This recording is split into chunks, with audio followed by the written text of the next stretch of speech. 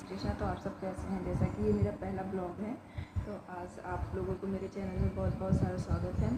और मैं इस टॉपिक पे डिस्कस करने वाली थी कि प्रेगनेंसी लाइफ, मेरी प्रेगनेंसी जर्नी कैसी थी। और ये मेरा 7th मंथ चल रहा है, तो मैं फर्स्ट मंथ से लेके अभी तक का आपका पूरी जर्नी आपसे शेयर करूँगी कि नॉर्मल डिलीवरी के लिए क्या क्या करना चाहिए, कैसे अपना ध्यान रखना चाहिए, कैसे अपनी सेहत पर ध्यान रखना चाहिए, अपने बच्चे का ध्यान कैसे रखना चाहिए।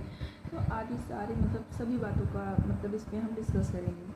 तो सबसे पहले तो हमें क्या करना चाहिए, जब हमारा फर्स्ट मंथ स्टार्ट होता है तो फर्स्ट मंथ से लेकर 3rd मंथ तक हमें बहुत ज़्यादा केयर करनी होती है। एक्चुअली क्या है, कुछ टाइम हमारा जो बेबी ग्रोथ होता है वो बहुत ही छोटा सा होता है, तो उसमें मिसकैरेज होने के काफ़ी ज़्यादा चांसेस होते हैं। तो इसलिए हमें स्टार्टिंग में बहुत ज़्यादा केयर करनी होती है। और ये मेरा 8th मंथ चल रहा है। अभी तक क्या बोलते हैं, आपको 2 बार अल्ट्रासाउंड भी कराने होते हैं, मैं अपना करवाई हूँ, अभी आपको दिखा देती हूँ।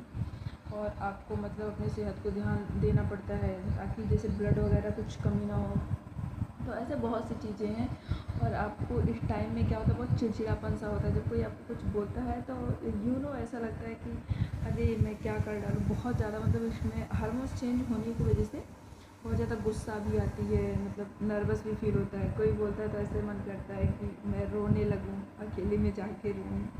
तो मैं अपनी सारी चीज़ आपसे शेयर कर रही हूँ।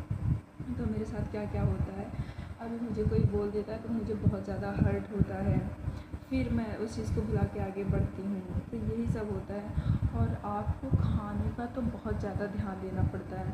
और आपको थोड़ा थोड़ा करके दिन में 2 या 3 या 4 बार आपको खाना चाहिए, क्योंकि आपके बच्चे का जो ग्रोथ होता है वो आप ही से होता है। माँ से ही बच्चे का ग्रोथ होता है। जब माँ ही कुछ नहीं खाएगी तो बच्चे, जाहिर सी बात है, बच्चे को वीकनेस तो होगा ही होगा। तो मैं क्या करती हूँ, मैं सुबह 7 बजे उठ के जैसे नाश्ता करती हूँ। नाश्ते में अनार होता है या जैसे कुछ भी फ्रूट्स वगैरह हो, चना, अनार हो गया, और दूध भी हो गया, दूध पी लेती हूँ। फिर चाय, उसके बाद मैं 8 बजे चाय और उसके साथ सब्जी, 2 पराठा खाती हूँ 8 बजे। मान लीजिए आपका जो भी टाइमिंग हो चाय पीने का। और फिर मैं 11 बजे खाना खाती हूँ। खाने में वही दाल चावल सब्जी रोटी होती है, थोड़ा सा सलाद होता है, अचार वगैरह आप खा सकते हैं 11 बजे। तो फिर आपको 1 बजे थोड़ा सा कुछ फ्रूट्स वगैरह खा लेना चाहिए, जैसे बनाना हो गया, बनाना एप्पल, ये सब हो गया। और फिर 1 बजे ऐसे आपका निकल गया। फिर आपको 3 बजे भी कुछ ना कुछ ऐसे खाते रहना चाहिए थोड़े थोड़े टाइमिंग पे, ताकि जैसे कि बच्चे के लिए बहुत ही ज़्यादा आराम होता है। तो मैं तो भैया करती हूँ, बहुत ज़्यादा केयर करती हूँ, क्योंकि मुझे अपनी नहीं बट अपने बेबी की बहुत ज़्यादा केयर करनी होती है।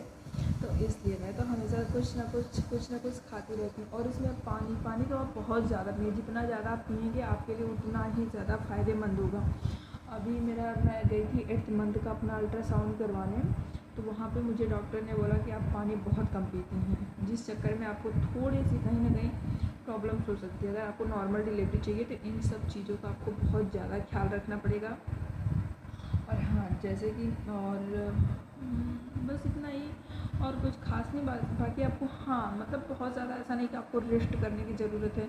आप जैसे काम भी करिए, हाँ रेस्ट करिए, बट काम के साथ में, नहीं तो वही रेस्ट वालों का ऑपरेशन की दिक्कत आती है। जब आप चलते फिरते रहते हैं, रेगुलरली काम करते रहते हैं, तो आपकी जो बॉडी है वो ढीली हुई रहती है।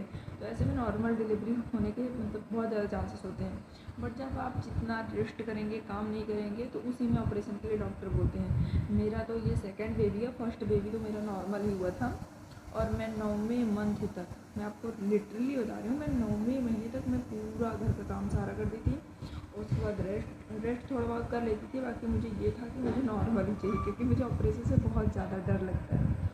बस इतना ही, यही सब बताना था। बाकी आपको कुछ चाहिए तो आप कमेंट कर सकते हैं। Bye bye.